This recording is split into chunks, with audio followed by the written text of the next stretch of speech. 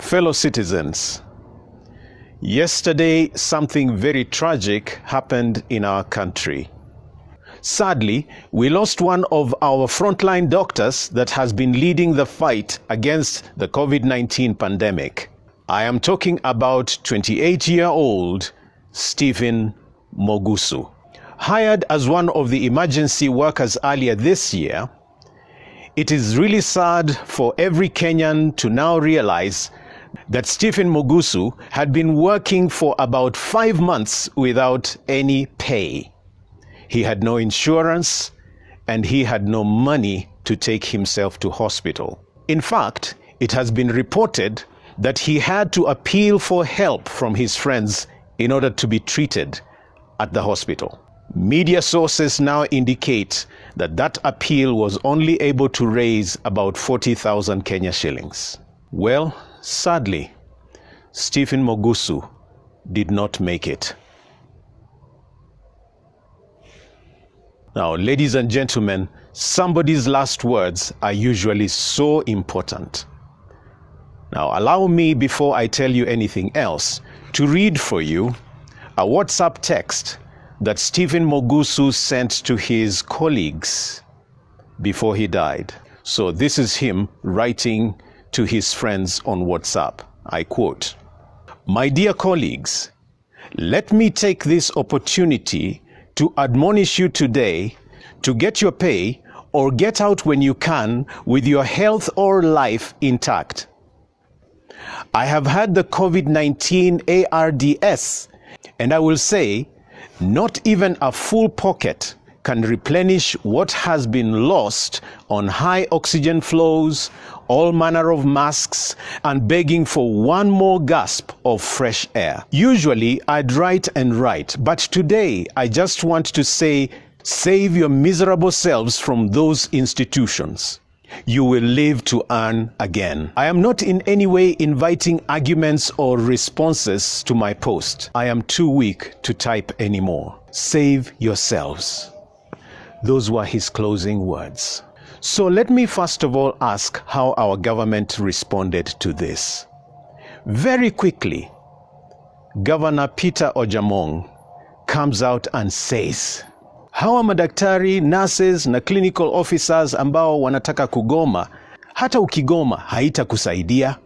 Translated into English, these doctors, nurses and clinicians who want to go on strike, even if you go on strike, it will not help you. Tukae chini tuongee. In other words, let's sit down and talk. Ambia hawa watu wa health bwana, mvumilie kidogo. Tell these health workers, be a little patient. Mpaka hii BBI ikwishe, kama italeta vitu mzuri, halafu tuende mbele. In other words, let this BBI process pass, and if it brings us something good, then let's proceed. That was the response of Governor of Busia, Peter Ojaamong. And notice, he's not just responding to an incident like that of Stephen Mogusu, but to the plight of the entire health workers fraternity. Simply put, don't talk about the health needs and the challenges you have. Be patient. Let's deal with BBI. When BBI is done, you know what? Something good will come out of it. In other words, don't bring health issues here.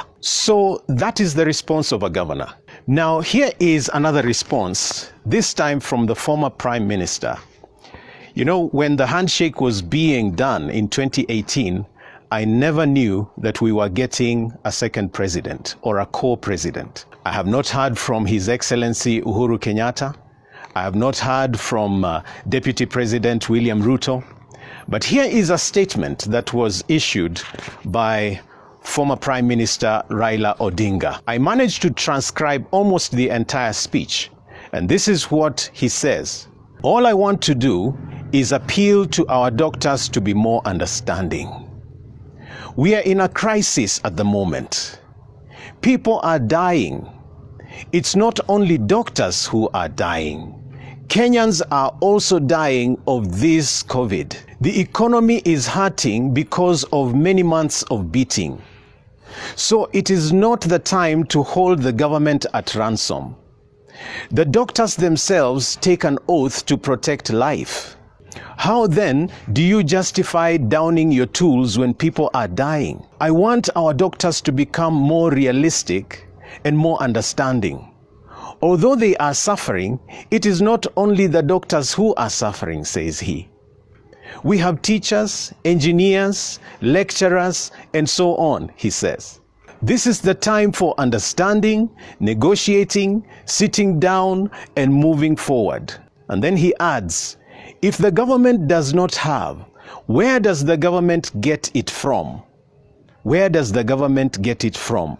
Then he adds, I sympathize with our doctors, but let our doctors also sympathize with ordinary Kenyans who are dying because of lack of medical attention. That was his response. Now, honestly speaking, nobody is saying that other Kenyans are not dying.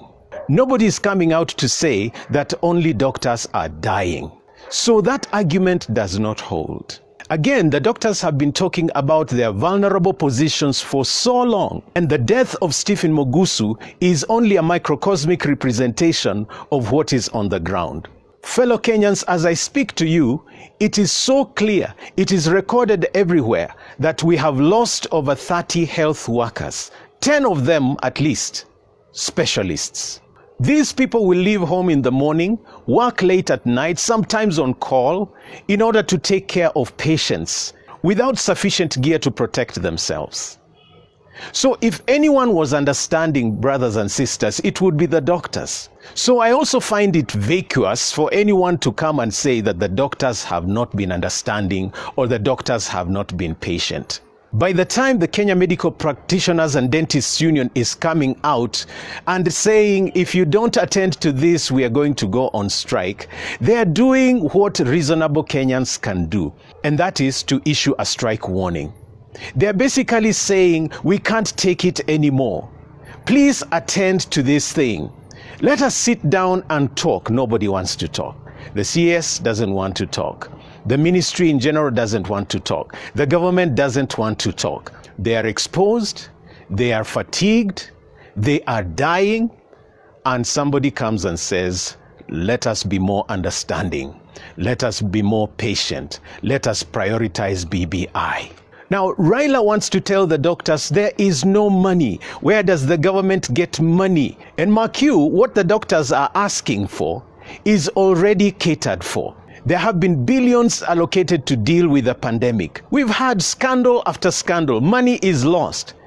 But Raila, truly speaking, is hypocritical because he is the same person driving billions of shillings towards a process that can wait. He is the same one pushing the BBI process, wanting Kenyans to go to a referendum. Already, they have collected signatures around the country, whatever the number that is. They've had money to pump into the BBI process, but they have no money to buy PPEs. They have no money to take care of masks. They have no money to pay for insurance of someone like Stephen Mogusu. Honestly, Mzee, we respect you, but I think that is irresponsible. I don't think you have the moral right to tell Kenyans the government has no money to take care of our vulnerable frontline workers, when you're pumping in billions to defend and work on a process that can wait, a process that is not urgent. You have no moral right. And Honorable Raila, the doctors are not taking the government at ransom. They're simply fighting for their lives. They're simply fighting for manageable rights. Instead of defending a political process, you should be defending a life and death issue, a life and death process. You say Kenyans are dying. You say you understand Kenyans are dying. But doctors are Kenyans too. In fact, they are more endangered than the teachers and the engineers you're quoting. They are dealing with the pandemic head on. They're like soldiers at the front of the battle. You can't say everybody is dying, therefore don't talk about dying. I think that is irresponsible. Well, fellow Kenyans, that is just a small part of what we are dealing with in our country. That is the leadership we have. That is the kind of attention you and I have in the midst of a pandemic. And like I said before, unless this is not a pandemic, unless all this is calculated to finish our doctors so that we can all die, unless there is something we don't know, guess what? When these guys get sick, they will find foreign treatment. They will fly to South Africa or to London or to New York and get medical attention. You and I will be dying here. You and I will be going to our graves, including our doctors, with nobody caring. They don't care. So in closing, I'll just say a few things. First of all, our heartfelt condolences to the family of Stephen Mogusu, as well as the families of our medical soldiers that have died during this pandemic. May God comfort you. May God strengthen you. May God walk with you through this dark corridor. But secondly, I will add, Kenya does not belong to only 2 or 3 people. Kenya does not belong to a small clique of people that feel more entitled to live, that feel more entitled to spend, that feel more entitled to lead, that feel more entitled to life itself.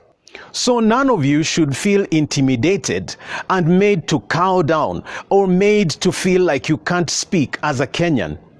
Well, I have said it before and I say it again. Evil must be resisted, and what we are experiencing in Kenya is a bad evil. In Micah chapter 6 verse 8, God reminds us that he has shown all of us what is right: to love justice, to love mercy, and to walk humbly with our God. We all want justice. We want to see mercy exercised.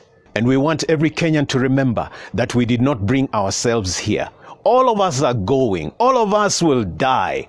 So don't imagine you will not.